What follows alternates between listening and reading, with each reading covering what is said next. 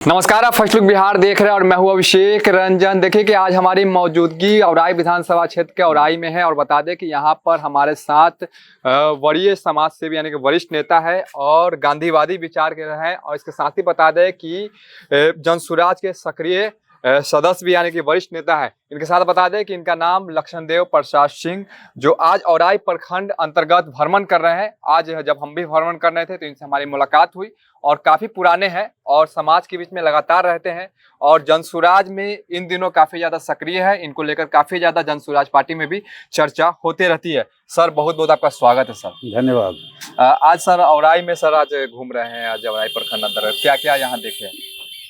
औराई में जो एक बहुत बड़ी समस्या है वो है जल जमाव की।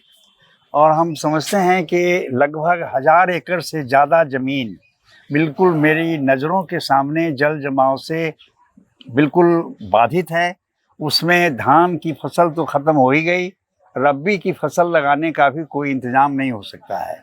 मैं समझता हूँ कि सरकार को इस मामले में तुरंत ध्यान देना चाहिए, किसानों को हर्जाना देना चाहिए और जल निकासी के लिए बांध से इंसुलिस गेट लगाने का इंतजाम करना चाहिए ताकि बार बार ऐसी समस्याओं से किसानों को जूझना न पड़े। किन किन क्षेत्रों में सर आज आपने भ्रमण किया है? आज खास करके हमने भ्रमण किया है, औराई का ही गांव है, अनेक गांवों में गए हैं और नया गांव स्वयं अपने आप में एक बहुत बड़ा गांव है, बहुत बड़ा क्षेत्र है और इसके चारों तरफ घूम करके हमने देखा है। और देख करके जो दशा देखी लोगों की, किसानों में बहुत त्राही है और किसान इतना स्तंभित हैं, इतना क्षुब्ध हैं इन बातों को लेकर जिसका कोई हद हिसाब नहीं, कोई हद हिसाब नहीं। खास करके आप गांधी जी के विचार से आते हैं, गांधी जी के विचार को आप रखते हैं, लेकिन आप जब जनसुराज पार्टी में खास करके आए तो क्या विचार को लेकर आए सर? देखिए, गांधी ने जहां देश के नवनिर्माण का काम अपनी हत्या के कारण छोड़ा, मेरा ख्याल है कि जन स्वराज उसी के आगे की कार्यवाही है और इसी आकर्षण से हम सब लोग जन स्वराज के साथ जुड़े हुए हैं, इसको आगे बढ़ाना चाहते हैं और लगता है कि महात्मा गांधी के सपनों का भारत बनाने का ठीक प्रयास जन स्वराज के जरिए हो रहा है। अच्छा, आप काफी पुराने हैं, लगातार समाज के बीच में आप रहते हैं। अब तक लगभग 25 साल 30 साल से बिहार में जो बदलाव हुआ, कितना बदलाव हुआ, कितना बदलाव होना चाहिए तो जो नहीं हो पाया बिहार में? देखिए, बिहार में बदलाव यही हुआ है कि एक सत्ता में एक की जगह दूसरे बैठे हैं, एक दल की जगह दूसरे दल का शासन हुआ है, लेकिन आम जनता के जीवन में कोई परिवर्तन नहीं हुआ है, गिरावट जरूर हुई है। और आज जो सत्ता समाज में चल रही है, ये सत्ता समाज के लिए बहुत सांघातिक है। इस सत्ता से किसी का कोई भला नहीं हो सकता है और ये सत्ता ग्राम के अस्तित्व को बचाए रखने में पूरी तरह विफल है। देश की जनता का कोई भला इस संस्था से न अब तक भला हुआ और न आगे होने वाला है। औराई काफी ज्यादा पिछड़ा है, बाढ़ इलाका है, आपने यहाँ पे भ्रमण किया। आपको नहीं लगता कि औराई का विकास आजादी के बाद अब तक जो विकास होना चाहिए था, औराई का विकास अब तक नहीं हो पाया? आजादी के बाद देश के विकास का कोई सवाल ही प्राथमिकता में नहीं रहा है। सारे दलों ने, चाहे वो समाजवादी हों, चाहे वो राइटिस्ट हो, मैं दक्षिणपंथी हूँ, चाहे वामपंथी हूँ, चाहे मध्यमार्गी हों, उन्होंने सिर्फ अपनी सत्ता बचाए रखने का काम किया है। जन समाज को पुनर्गठित, सुसंगठित और विकसित करने का कोई काम ही नहीं किया है। आप जहाँ भी देखिए तमाम समस्याएं मुँह बाए खड़ी हैं, किसान बेहाल है, स्कूल बंद हो गए, लोगों का पलायन हो रहा है। जो बेस्ट टैलेंट है समाज का, वो समाज में न हो करके गुजरात की सड़कों पर खाक छान रहा है रोजगार के लिए। इसलिए शासन के जरिए समाज सुधार के सारे सपने व्यर्थ हो गए। शासन समाज को सुधारने का कोई काम कर नहीं सकता है। जनसुराज क्या लगता है कि बिहार में बदलाव लेकर आएगी?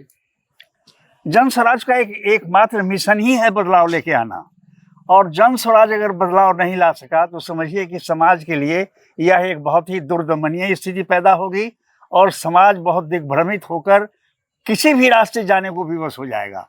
जन स्वराज एक उम्मीद है तमाम लोगों के लिए कि साहब ये कुछ नई चीज़ लेकर आया है और नए परिस्थितियों का नए सिरे से निर्माण होगा। लोग मान रहे हैं शिक्षा सुधरेगी, खेती सुधरेगी, पलायन रुकेगा, ये आशा सब लोगों के मन में पैदा हो गई है। कहा जाता है जनसुराज को लेकर कि जनसुराज में कुछ अलग नया नहीं है। ये जो लोग कहते हैं वो जन स्वराज के बारे में अभी तक उनको मालूम नहीं है। हमारा काम है कि हम उन तक ये बात पहुंचाएं कि जन स्वराज आज की समस्याओं का एकमात्र निदान कैसे हो सकता है। अभी पेरिस से एक स्टेटमेंट आया है, 53 जो वो लोग हैं, वो कैसे साधारण लोग नहीं हैं, वो सब नोबेल पुरस्कार विजेता हैं। 53 लोगों ने पेरिस से एक स्टेटमेंट जारी करके बताया है कि आज की समस्याओं में जिस कदर दुनिया फंस गई है, उससे निकलने का एकमात्र रास्ता है गांधी का रास्ता। जन स्वराज उसी गांधी के रास्ते पर चलकर देश के, दुनिया के सामने नई मिसाल पेश करना चाहता है। विपक्ष वाले या फिर सत्ता वाले वो भी वही कर रहे हैं कि जो अन्य दल कर रही है, जन स्वराज भी वही कर रही है। जन स्वराज का भी कहना है कि हम लोग जाति आधारित पर टिकट देंगे, जाति आधारित पर टिकट को बांटेंगे। वही काम विपक्ष भी कर रहे हैं, वही काम सत्ता दल भी कर रहे हैं। तो इसमें नया क्या है?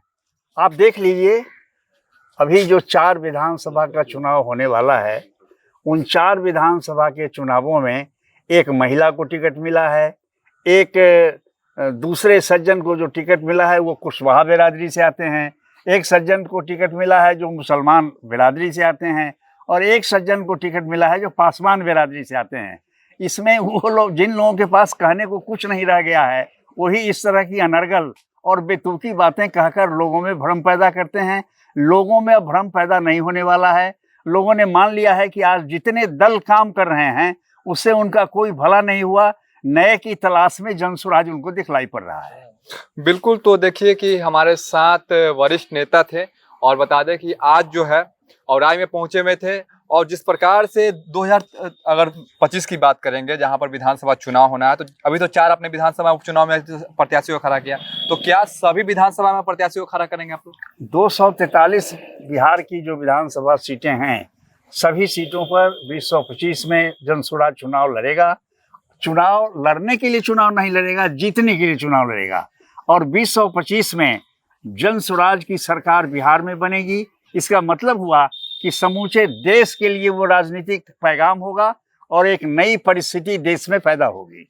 बिल्कुल। तो देखिए कि लक्ष्मणदेव प्रसाद सिंह जो समाजवादी और गांधीवादी विचार को रखते हैं, और वर्तमान में जन स्वराज के सक्रिय सदस्य है, और जिस प्रकार से बता दें कि इन्होंने जो बातें कही है कि 2025 में जो चुनाव होना है, यानी कि विधानसभा चुनाव होना है, उसमें जो है अपनी सरकार बनाएंगे, यानी कि जन स्वराज जो है वो सत्ता में कहीं ना कहीं आएंगे, जिसको लेकर आज खास करके बातचीत हो रहा था। और बता दें कि आज लक्ष्मणदेव प्रसाद सिंह आज औराई प्रखंड अंतर्गत विभिन्न पंचायतों का उन्होंने भ्रमण किया है। कई सारी समस्या जो औराई प्रखंड में देखने को मिला, जहां पर जल जमाव की समस्या, बाढ़ आने के बाद यहाँ पर जो किसानों का खेत है वो अब तक जो है उसके खेतों में पानी लगा हुआ है, फसलें बर्बाद हो गई है। करीब बता दें, यहाँ के लोगों का कहना है करीब 12 से 14 एकड़ का जो फसल है वो जो है बर्बाद हो गया, जिसमें लाखों की क्षति हुई है। तो ऐसे में देखिए कि सक्रिय सदस्य है और लक्ष्मणदेव प्रसाद सिंह जो आज यहाँ भ्रमण करने के लिए आए, इसके साथ ही इन्होंने सरकार को लेकर भी कई सारी बातें कही है। और वही बता दें कि 2025 में जो चुनाव होना है उसको लेकर उन्होंने कहा कि 2025 में जन स्वराज जो है वो सरकार बनाएगी और एक नई बदलाव की ओर बिहार को लेकर जाएगी। बने रहिए फर्स्ट लुक बिहार के साथ आगे भी खबरों के लिए। तब तक के लिए नमस्कार।